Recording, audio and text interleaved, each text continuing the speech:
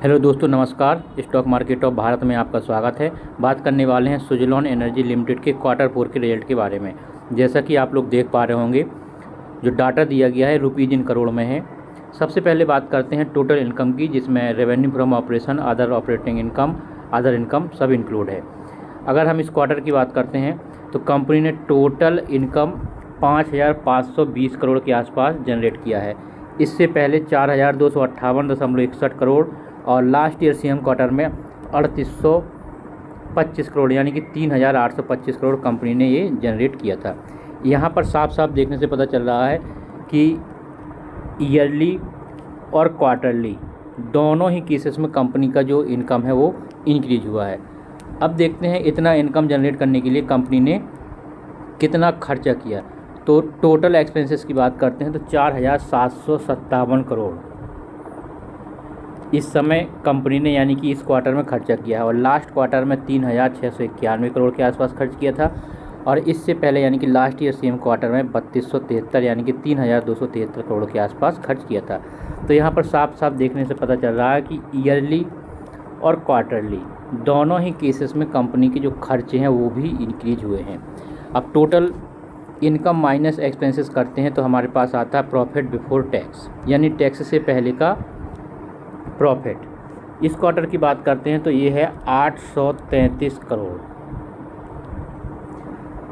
और last quarter की बात करते हैं तो 566 करोड़ था, और इससे पहले 551 करोड़, यानी यहाँ 551 करोड़ से ईयरली 833 करोड़ हो गया। ये आपका इंक्रीज हुआ है। यहाँ पर भी 566 करोड़ से 833 करोड़ हो गया, यानी कि क्वार्टरली भी कंपनी का जो प्रॉफिट बिफोर टैक्स है वो इंक्रीज हुआ है। अब इसके बाद देख लेते हैं प्रॉफिट आफ्टर टैक्स, यानी कि net profit for the period. Tax के बाद का जो प्रॉफिट बचता है कंपनी का वो देखते हैं। तो यहाँ पर अगर बात की जाए net profit for the period की तो 1,114 करोड़। अब यहाँ पर दोस्तों आप लोग देख सकते हैं कि कंपनी का जो टैक्सेस है, यहाँ पर आप लोग देखेंगे कि ये जो दिया गया है 284 करोड़, ये जो है माइनस में है, ब्रैकेट में है, यानी ये कंपनी का बढ़ा है। तो इस वजह से 1,114 करोड़ कंपनी का प्रॉफिट हो गया। इससे पहले था 445 करोड़ और लास्ट ईयर था 1,180 करोड़।